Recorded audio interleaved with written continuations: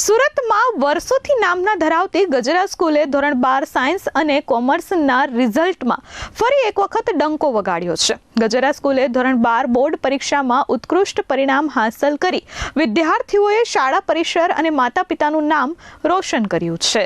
સુરતના કતારગામ વિસ્તારમાં આવેલી ગજેરા પ્રાઇમરી સેકન્ડરી અને હાયર સેકન્ડરી સ્કૂલે વર્ષ 2025-26ના ધોરણ 12 બોર્ડમાં ઉત્તીર્ણ પરિણામ હાંસલ કર્યું છે।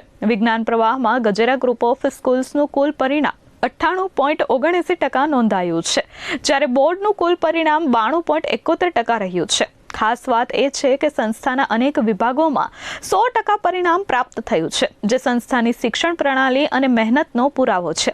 કોમર્સ પ્રવાહમાં પણ વિદ્યાર્થીઓએ ઉત્તમ પ્રદર્શન કર્યું છે। અહીં ગજેરા ગ્રુપનું પરિણામ 91.49% નોંધાયું છે, જ્યારે બોર્ડનું પરિણામ 84.33% રહ્યું છે। વિદ્યાર્થીઓએ માત્ર શૈક્ષણિક ક્ષેત્રમાં જ નહીં પરંતુ અન્ય પ્રવૃત્તિઓમાં પણ નોંધપાત્ર સિદ્ધિઓ હાંસલ કરી છે। નમસ્કાર, હું જયેશ પટેલ ગજેરા ગ્રુપ ઓફ સ્કૂલમાં એકેડેમિક ડાયરેક્ટર તરીકે કામ કરું છું। આજે 12 સામાન્ય પ્રવાહ વિજ્ઞાન પ્રવાહનું પરિણામ આવ્યું, ખૂબ ઉત્તમ પરિણામ આવ્યું છે। અમારી લગભગ બધી સ્કૂલોમાં એકાદ બે બાળકોને બાદ કરતાં 100% રિઝલ્ટ છે અને ખાસ વાત તો એ છે કે ઓવરઓલ રિઝલ્ટ બહુ સારું છે।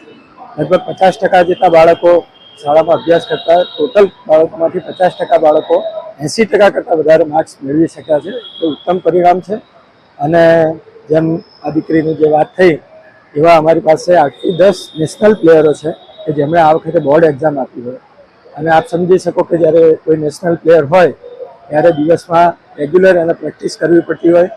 જ્યારે ગુજરાત રાષ્ટ્રીય કક્ષાએ જ્યારે રિપ્રેઝન્ટ કરતા હોય ત્યારે સવાર સાંજ પ્રેક્ટિસ હોય। એ ઉપરાંત અભ્યાસમાં પણ અમારી દીકરી છે એના 84% છે, હેન્ડબોલમાં એક પ્લેયર છે એના 88% છે, રોલ બોલના પ્લેયરના 87% છે। એટલે આ જે બેલેન્સ છે એકેડેમિક અને સ્પોર્ટ્સનું એ ગજેરા સ્કૂલ મેન્ટેન કરે છે।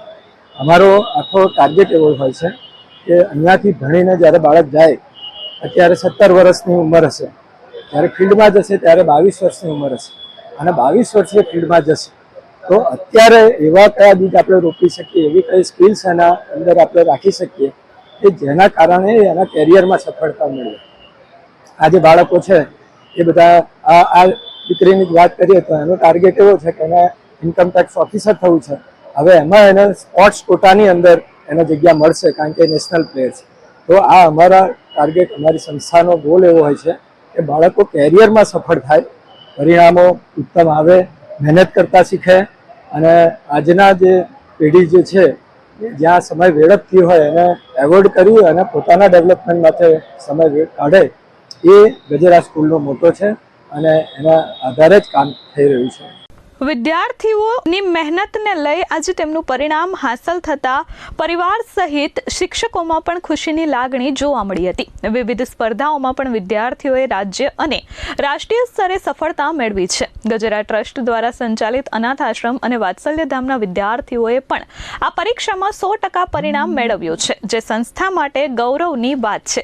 આ સફળતા બદલ શાળા ટ્રસ્ટીઓ અને પ્રિન્સિપાલ દ્વારા વિદ્યાર્થીઓને અભિનંદન પાઠવવામાં આવ્યા હતા। મારું નામ તોગડી અમિત છે। હું ગજેરા વિદ્યાલયમાં 12 કોમર્સમાં ભણતો હતો। મારે 87.43% આવેલ છે। હું ભણવા સાથે સ્પોર્ટ્સમાં પણ હતો, જેમ કે બાસ્કેટબોલ, નેટબોલ, ગોળા ફેંક, રસ્સા ખેંચ। એમાં હું નેટબોલમાં નેશનલ રમેલો છું અને બાસ્કેટબોલ અને તેમાં સ્ટેટ રમેલો છું। ગજેરા સ્કૂલ મને ઘણો સપોર્ટ કર્યો છે સ્પોર્ટ્સમાં અને ભણવા માટે પણ, જેના કારણે મારા એટલા સારા ટકા આવ્યા છે અને સ્પોર્ટ્સમાં પણ ઘણો આગળ વધેલો છું। સ્કૂલમાં જેટલું ધ્યાન સ્પોર્ટ્સ પર અપાતું હતું એટલું ધ્યાન ભણવા પર પણ અપાતું હતું। ટીચર અમને ફૂલ સપોર્ટ કરતા હતા, ઘરેથી પેરેન્ટ્સનો સપોર્ટ હતો, તેના કારણે શક્ય બન્યું છે। મારું નામ ઉમરેટી આદિત્ય સંજયભાઈ છે। હું 12 કોમર્સ સીમાં ભણું છું। હું વોલીબોલ અને શૂટિંગ બોલ રમું છું। વોલીબોલમાં સ્ટેટ લેવલ, શૂટિંગ બોલમાં નેશનલ લેવલ છે। મારે અત્યારે 84% આવ્યા છે।